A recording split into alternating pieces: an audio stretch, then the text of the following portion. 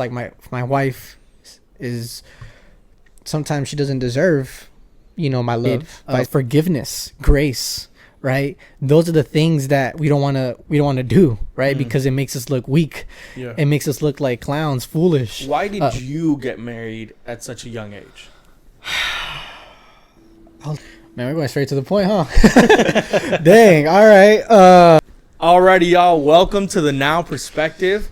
Hopefully you guys are doing good. Today I'm being joined by a special guest. This guy has been a big part of my life. He is someone that I look up to. He is someone very special in my life. I'm not going to hype him up too much or else he's going to use this against me later. But please welcome my brother, Angel UZEL of Zena. Yes. Get it right, UZEL. How you doing, bro? I'm doing good, man. It's awesome to be here. That was such a good entrance. Appreciate you're that. welcome, dude. Thank you. Yeah. I didn't have one for you. I'm sorry, but I got you next time. It's okay. We can just redo it if you want. Keep it going. All right. Nah, I'm excited. I'm excited to be here. Thank you. Yes, bro. How's life? Let's start with your age, man. How old are you? Tell the people how old you are. I'm 20 years old. I'm about to turn 21 next month. By the time that we're recording this, I'm just thankful, man. Honestly, I've been grateful to be here, being alive. It's a blessing. Married, very young age. Yeah, that's crazy, man. Yeah. There's not a lot of people. I think the statistics for that are like way lower as far as that age group from like 18 to 26. Yeah. Of people getting married is like just going down and down as we continue to grow. Yeah. Why do you think that is? Man, we're going straight to the point, huh? Dang. All right. Well, just context, like just who I am. I'm obviously Jonathan's brother. I grew up in obviously Christian home. My parents both Christians, by the grace of God. And just kind of growing up, I mean, I would always look up to you, look up to my brother a lot and his footsteps. And I've kind of learned how to walk in my life surrounded by an environment that's so anti-Christian. And, just growing up in that environment, I've kind of had to, make a decision because that's ultimately what it is, a decision that you have to make. I don't want to be forced to do something. And so being able to have a walk in my life where God has put me in situations where I was able to make a choice, a decision if this is what I want my life to be, and whether that means surrounding myself with people I shouldn't have been surrounding myself with, just all that sorts of just and all those things. But ultimately, man, I think God's grace has been so good to me that I've been able to find a wife to whom I'm married now and established our family's growth even bigger. And now that we're here together, I mean, it's something that God ordained. It wasn't something that, I couldn't have imagined 5 years ago. My life was in a whole different place. Yeah, man, I'm just thankful. And what was the question again? I think you jumped into the second question that I had, which was where are you right now in your journey with Christ, right? Yeah. And so I don't know if you want to elaborate on that one before we move on. Yeah, I mean, my journey with Christ, I grew up, like I said, in a Christian home, but that didn't necessarily make me a Christian. I mean, I grew up like, maybe you guys are Christians, right? Maybe you guys grew up drawing those VeggieTale cartoons and singing, worship songs, and none of that is wrong. But, when you get older and you begin to experience more things in this world, right? You begin to start realizing, a lot of different things that the world is going to challenge your lifestyle. I definitely grew up just, being so easy to adapt into something new. And ultimately, I found the truth in the Word of God, right? The gospel, I really did show the truth of something that I've always been hungry for. And that's truth, because I've always tried to find truth in so many different areas of my life. And ultimately, it just went back to the same thing, right? Just not satisfied enough. And I finally found a place where I could feel satisfied, that I don't even have to know all the answers to feel satisfied, you know. And I feel like there's a lot of things in the Bible that are not answered, and yet it still gives me peace in my heart, while this world is still very hungry for answers, you know. And so my walk in life, I'm blessed. You know, God has been working in my life. I'm part of the youth ministry at my church, which is amazing. I give classes to the youth there. My wife and I've been giving a couple little Bible studies at the church as well. It's been good. You know, as soon as I got married, God has definitely opened doors. Like, okay, as soon as you got married, boom, you're going to be doing these things in the church. And so it's been very active. I'll say that. Yeah, man. And so just so people know, you got married at what age? 19. 19 years 19. old, dude. That's crazy. 19. Yeah, so man. I guess that's my question. It's like, why did you get married at such a young age? I'll hold that gunpoint, man. Nah, I'm playing. It's crazy because, you know, I never saw myself getting married right now, like this really young. God ordains things to happen for a reason. And a lot of those times it's unexpected and how it's going to be delivered. And so, you know, I obviously started having a relationship with my wife, which happens to be your wife's cousin. Yeah. and the place where I met my wife is the most randomest place in the middle of nowhere, you know, and we just started talking, and one step leads to another, you know. We ended up just having a good relationship, you know. And I feel like one thing that I did learn getting married young, you know, a lot nowadays, you know, it's something that a lot of people are very, you know, they get concerned if they hear a young person getting married young, or if having an idea to get married young, because of, well, maybe you need to save up for a house, or you need to live your life, you know, and or finding the one. She's not the one. Exactly. And that was something common, especially for my wife, because she was in school. Like, no, like, why do you want to get married now? Like, just finish school, enjoy life, go on trips, you know. People would tell her this? Some people would tell her this, maybe in her family, you know, and like, live your life, even myself included, you know. Sometimes, like, no, like, you gotta enjoy your youth, and then when you do all those things, then get married. And it's kind of like, you know, that sounds very self-centered, you know, the idea that we have to do our education and go through all that, go on trips, do what we want to do, and then get married. Once you lived your life perfectly, then get married. And it's kind of like, no, I think that the meaning of marriage, it shouldn't be self-centered around us, but centering the illustration of the gospel. Right. And so once I became more into the things of the Lord, God started opening my eyes and opening my heart. If I'm having a relationship with this girl, one, I don't trust myself, right? I have to protect my temple, my testimony. And secondly, you know, God illustrated marriage for a reason, right? And it's something beautiful. It's something that God gives. God is the author of marriage, not man. Therefore, when God says in the Bible that it's a blessing, he who finds a wife finds a good thing. 100%. So I found a good thing.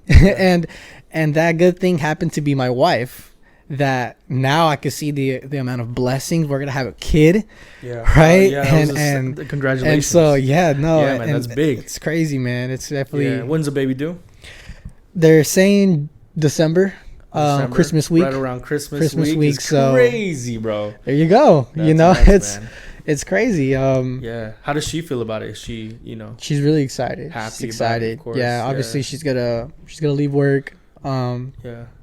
We're and excited. I honestly think that might be also another reason why people don't usually tend to get married at a young age, right? Yeah. Because of not just the, oh, is she the one for me, or is he the one for me, but also, I don't know if I'm ready to have a baby. You know, it's like a baby is going to stop my career. You know, a baby is going to not allow me to travel as much, right? Or a baby's not going to do this and do this and do this. But at the end of the day, I think you nailed it spot on. You were like, it's really selfish, right? When we think of things like that. Because you're saying if this baby does come, it's going to be a burden Yeah. versus a blessing, right? And so Yeah. I think that's a really good point you make. And babies are a blessing at the end of the day, right? I don't have a kid just yet. My wife really wants a kid, and I remember when you guys told us that you guys were having a kid was like a month ago. Yeah. She like we were obviously she was right next to me, and when you guys gave the news, she was obviously super happy. But she was like she like hit me on the shoulder, and she's like, "Man, where's my turn, man?" No, but it's a blessing, you know, and I think it's refreshing to hear people that are young, a young couple that are married, that are living together, and y'all following what God has commanded us, which is to live this world and multiply, right? Amen. In that sense, right? Yeah. And so obviously you can take that as, oh, we're supposed to multiply on like, you know, followers of Christ, not babies, you know. But no, I think the Bible was very clear when it said that, right? Yeah. And so it's really refreshing to hear that you guys are such a young couple. You guys are expecting a baby, and you guys are going to raise that kid under the gospel still, right? Because I think that is such a thing that's being lost nowadays, right? With that being said, what are some of the things on your and Steph's mind about to expect a baby? Yeah, no, for sure. I think what you just said right now, like, my wife and I, we're one, so it's not just me, it's her as well. You know, we're one body. And so whatever she's feeling concerned, that's going to affect me. And so I think ultimately, I mean, definitely, yeah. I mean, excited, but I'm not going to dismiss nervous, you know, scared. Yeah. You know, for you guys, maybe you guys are my age, you know, expecting a baby. You know, I think it's very important to understand that there's nothing wrong with revealing, you know, our fears in a way that's appropriate. Like, I think it's something that having transparency, I think that's why Christianity is a good thing, you know, because of the fact that we can be transparent with people who are also in the same race as us. And so I think, man, like, just, you know, having a kid, to me, it's something that, you know, I've always wanted to have, you know, as far as like seeing myself in the future, like having kids, like where I grew up, in the apartments that we grew up with. I was always surrounded with, you know, youth. Yeah. And I was the little kid, and the influences in my community were pretty bad. You know, they were kids that were in drugs, kids that were into, you know, pornography, kids that were into stealing, into violence, and some of them were even affiliated with gangs and stuff. And obviously I didn't join, but I was influenced in a way. I thought to myself, man, like, I want to do that. You know, I want to be like that because they have respect. And I want respect. Yeah. And I felt like the only way to get respect was to be like these people. And, you know, and just eventually growing up, those kids ended up leaving those apartments. And I started getting older, and I became the oldest kid there. And now those little kids were like, well, we're looking up to you now. So what are you going to do? And I'm not saying I'm the perfect person and, you know, I changed our lives. But, you know, at that time I was also, you know, trying to find a way that, you know, God's word did convict me in a way that it brought me to a place of, you know, brokenness. And I did see those kids, and I told myself, man, like, I want to be an influence. I want to be a change, you know, and all those things. I don't mean to cut you off, but no, go for it. I just want to elaborate on what you just said, because that was very true. I would see that personally, you know, when I was growing up and I was those little kids or whatever, there was some older kids than me, and that kind of led the group to not so good things. They would lead us to, like, they would go shoplifting, for example. They would steal random things and whatnot. And when we would play like some sports or whatever, they would always be like the hard kids that would like push the little kids and take advantage, pretty much is what I'm trying to say, and not be the best influence. And so, you know, that really does change your train of thought. Your brain's developing at that age. So like the influences around you really do have a huge impact, right? On obviously it's your choices at the end that can make a bigger impact, but obviously at that age, influences are almost like everything, right? So seeing you being that that good influence, that positive influence, that younger kids, and I would see it because they would be so many little kids at the apartments that we would live in. You know, they would always go outside, and when you would go outside, everybody started coming outside and like, Angel, play, and you know, you would play soccer with them, and you would play, you know, whatever, but all that to say that they obviously did see you as someone that they can look up to, and I think that's one of the main, you know, fruits of your labor that you can see when it comes to community service, when it comes to speaking to the youth, right? Exactly. And, yeah, man, but I do want to say I do 100% agree with what you're saying. Yeah. It's huge, right? Yeah. And that impact is big. Yeah, so, no, of course. And that's also what told me, I'm like, he's going to be such a good dad. You know, when he does end up having his own kid, you know, I know you're not going to be that dad that's going to be in the house like, oh, do your own thing or play your own thing or let me do my thing. I'm tired, you know, and I know you're going to be the type to go out and still be a part of the kid's life to the best of your ability. Yeah, no, that's real. You know, I think when I feel like the way that I earned the kids' respect in my apartments was my transparency of like my imperfections. You know, because like there was a lot of kids. There'd be so many kids, you know, a group of diverse kids in the community, and I got down to the roots. You know, I would, you know, not be in their business or their lifestyles at home. I mean, I don't get their business, but you know, I would try to encourage them. You know, some of them didn't have their biological dads. Some of them didn't have any older brothers. Some of them were in, you know, just in abusive homes and stuff. And their safe spot would be coming outside, and I would be with them. You know, and not to like make me look as a hero, because I'm not. You know, I'm not perfect. There's so many things I could have done better, but you know, I did have that, you know, that sense of like, man, like I need to reach out to these kids. You know, I need to at least give them a sense of hope that it is possible to have a lifestyle, you know, and that doesn't lead you to destruction. You know, and you know, and they inspired me a lot, you know, and just being a husband now, you know, I always look back, I have so many videos of just me spending time with those kids, and I'm always like, man, like I really genuinely want to have my kid one day, you know, even going outside playing soccer or playing basketball, just doing sports, keeping them away from doing things that are, you know, that gets them into trouble. And I think that ultimately, like, yeah, like there's still a lot of kids, like some kids are in high school now, middle school, and I remember there's a kid that, you know, he reached out to me and in Snapchat, and he was just like, yo, like it's me, remember, from the apartments. And he was like, yo, like I remember like you would tell me these things and I would get mad at you, and honestly, man, like, you know, I should have just listened to you, man, because I know you were doing it for the right thing. And just those kind of things, like, I remember that hit me. I was just like, wow, like God, like you do leave seeds in people's hearts, right? Maybe they don't take it now, but you know, eventually when you get older, yeah, man, it's like those things that mom and dad would always tell us is like, oh, don't, you know, be outside for too late, you know, it's for your own good. Or for me, in my instance, it was like, don't date this girl that they met because of this and this, because it's not going to lead you to a good path. They could see certain things that they might have gone through because they lived a whole life before us, right? And so, yes, you know, especially dad had gone through a lot in his life, in his childhood, at a very young age. Yeah. You know, hopefully we'll have him on the pod later on. But he had so much experience in life. He had the knowledge of, you know, being able to read certain people. Obviously, he would meet them.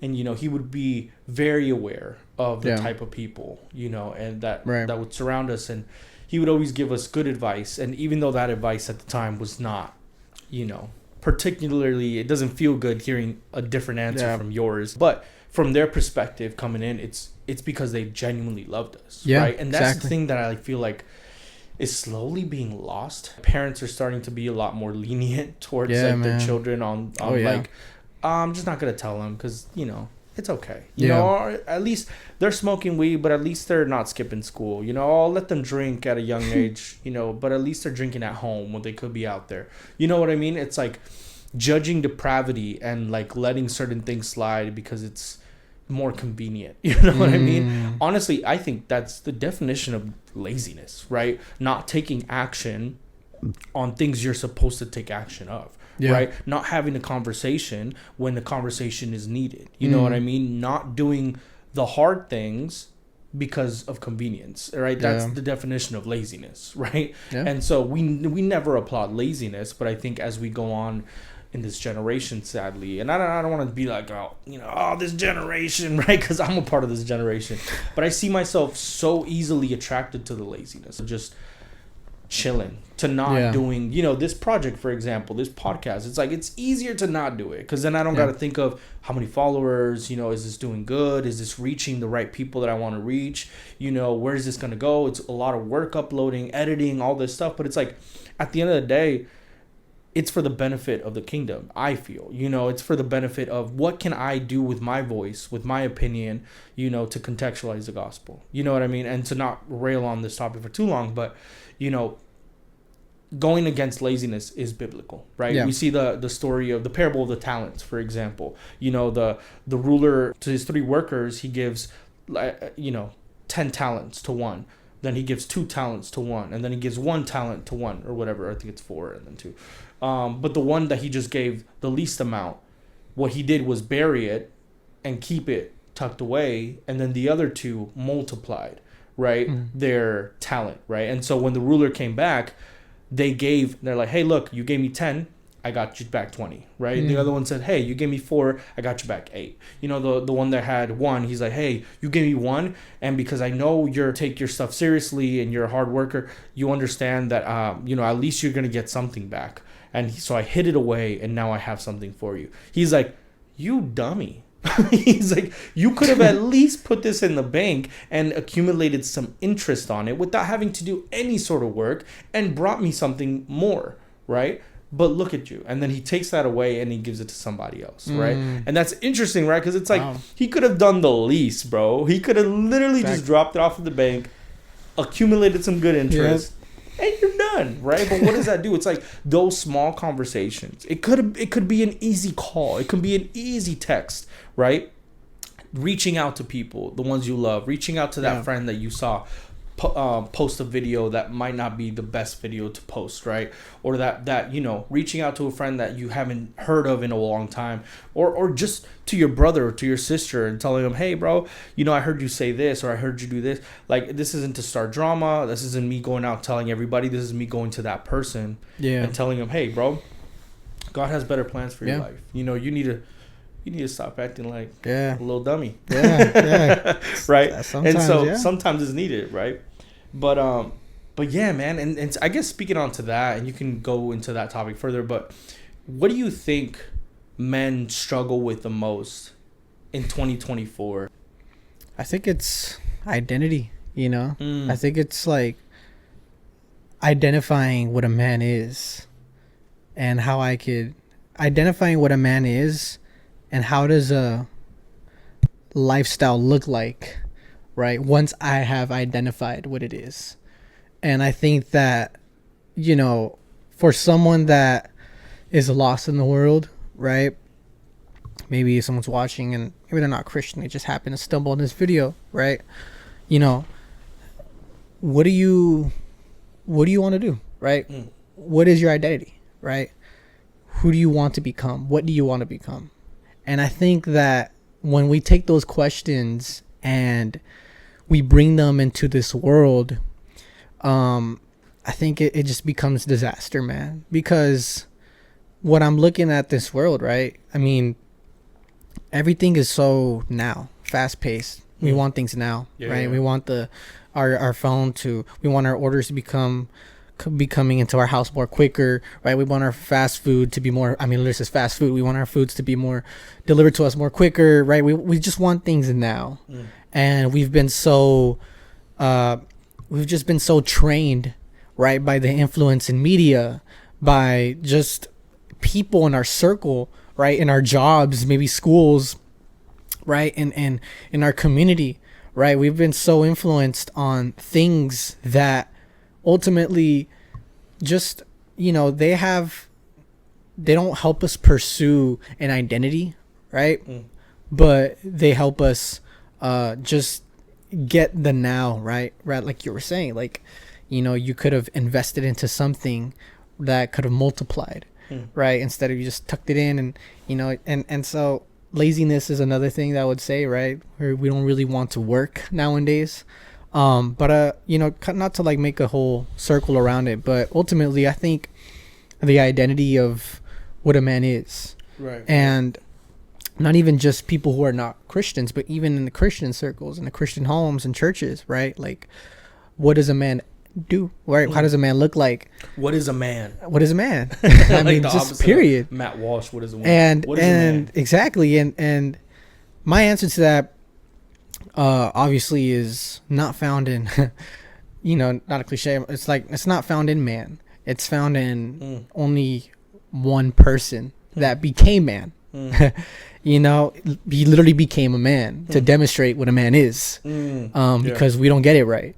We find our identity in man in, how many, women have you slept with? How much do you make in a job? Right? Yeah. Or sports. Have you played in sports? Like, have you done this? Like, if you haven't done this, right? Like, we find our identity in what it is to be a man in accomplishments, right? And how much power, how much you have, how much you have received, and that's the issue, right? It's very materialistic. But God is immaterial, and he became man, and he demonstrated righteousness, which we couldn't have demonstrated. He demonstrated sacrifice, right? He demonstrated commitment, fully perfect commitment. He demonstrated it makes us look like fools, right? And we both make music. We're very more into hip hop specifically. Right. And obviously, people need to know. Everybody knows, right? The hip hop culture is very competitive. It's I got this, you don't have this, right, or right. Look how much I got, or I was able to make this much, right? And obviously, a lot of young men, even including myself, when I was growing up listening to hip hop, was like, I want that. Right. I want to have that. It's such an attractive thing. Exactly. And it's like, I want to desire over something like that. And again, the influence of media, and these men that are placed in a place of worship, we weren't made to be worship. I always say we were made to be worshipers. And the idea of us being worshipped creatures is just prone for us to fall, and I think ultimately that's why, the identity of what a man is found in Christ, because the Bible says there's no good man in the world, right? No, not one, just one, only Christ. He who came down here, and lived the perfect life that you and I couldn't have lived, that we won't live, and he demonstrated to that. And honestly, man, that actually leads to the first question, right? Or why I got married young, is because of that. The illustration of the gospel, right? The illustration of what a man is to be, right? Is to give his life for his bride. And I think that's what's missing, right? We don't want to make those sacrifices if they're not benefiting me. Yeah, that's you know good. What I'm saying? That's good. It's like, what am I gonna get out of it? Right. And I think that's the issue. It's like, bro, like, being sacrificial means you don't get something out of it, Yeah. It's what you're giving to the person that you're giving your life to. Yeah. And not a lot of men want to do that. They don't want commitment. They don't want forgiveness. They want to be forgiven, right? And and it's just a bunch of lies, right? It's so easy to convince a lie to somebody, but it's so hard to convince the truth to a person. Yeah, that's so good. And I think for sure, the Bible talks about living a quiet life, right? And how the quiet life is the best life you can live, right, as a Christian. And I think there's so much true in that. And especially someone like me that's, I would consider myself like more of an impulsive type of person, It's just the truth. Of course, I matured throughout the ages, right? So this day and age, I'm a lot more mature, less impulsive than I was back when I was in high school or whatever, So, I mean, but all through the grace of God, and that's because making that decision of like, what, following Christ is putting myself behind his word and putting his word first, right? And so that's super important, and it's like, how do we then differentiate what a man is through a Christian worldview or a materialistic worldview, right? And it's like that's the biggest difference, right? Which I think you nailed it, right? Making the right sacrifices, and like a man's job is to be a worker, be a provider, right? And being someone that can be reliable, you know, being someone that's truthful, a leader, you know.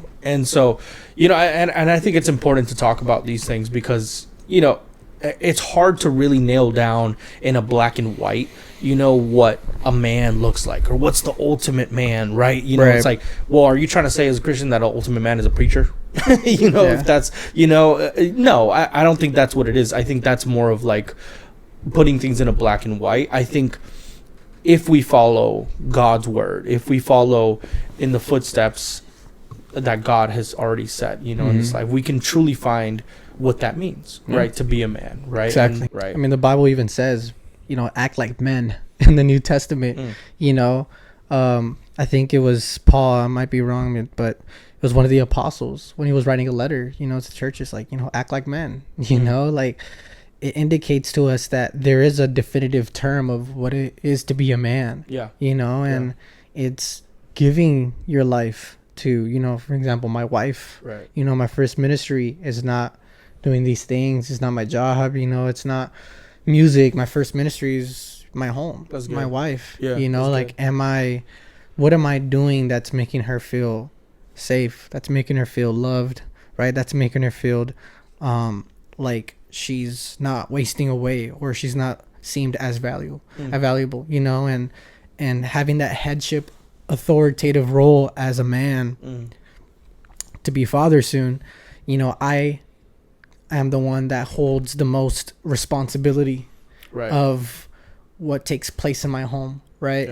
And I think that's also another key is responsibility. You know, I mean, you know, everybody knows with great power comes great responsibility, right? I mean, can't go wrong with that. But and it's there's some truth to that. But should Christians watch Marvel movies?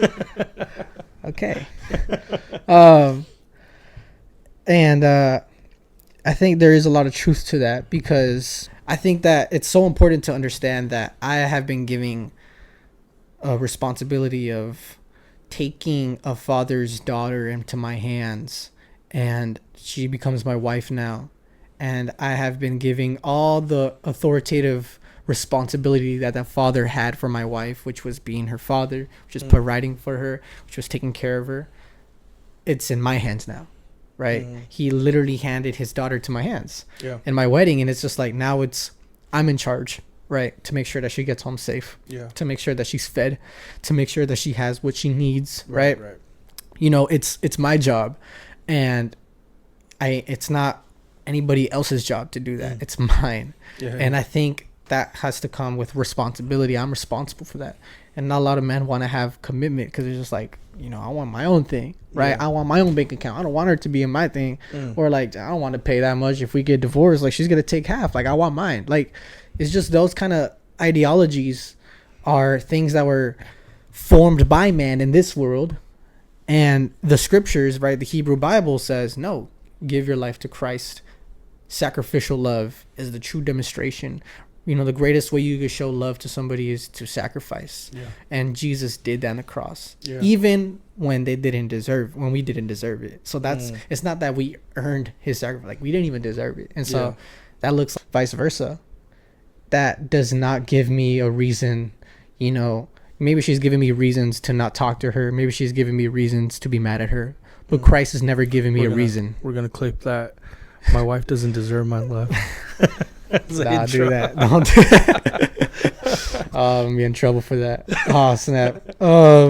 No, like, just because my wife's has given me, and I've given her reasons to be mad, to sin, Christ has never given me a reason to sin against him, you know? And so that's something that I have to remember. And so, you know, I think it's very important to remember that. And I think that it's important that we, you know, instruct, you know, our young men, you know, how to become a husband, how to become a father, you know, and because again, we live in a culture where it's very easy to, take away the idea of biblical manhood and put in other ideas that have nothing to do with it. Right. I mean, And like we got like the Andrew Tates, the yeah, beta, exactly. the And alphas. exactly, man. And it's like these men are clearly telling you that they've done things to women, but as long as you're getting your bag and you're taking care of yourself and you're in good shape, and it's crazy, right? And there's nothing wrong, right? I'm not saying it's wrong to get in shape, right? To learn how to defend yourself, Right. like, and getting money. There's nothing wrong with those things, right? What becomes wrong is that those things they capture you, and those things are what's defining you as a man. And it's like, and how you are abusing those things as well. You know what I'm saying? And so, That's good. Yeah, man.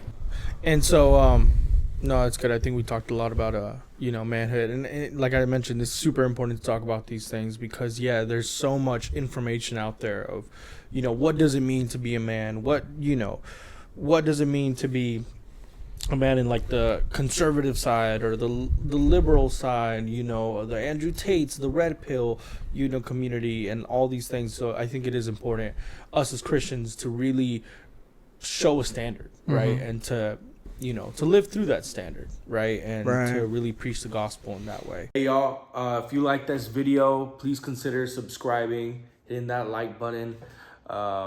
More stuff like this on the way, more videos like this on the way if it holds traction. I would love to keep this thing going.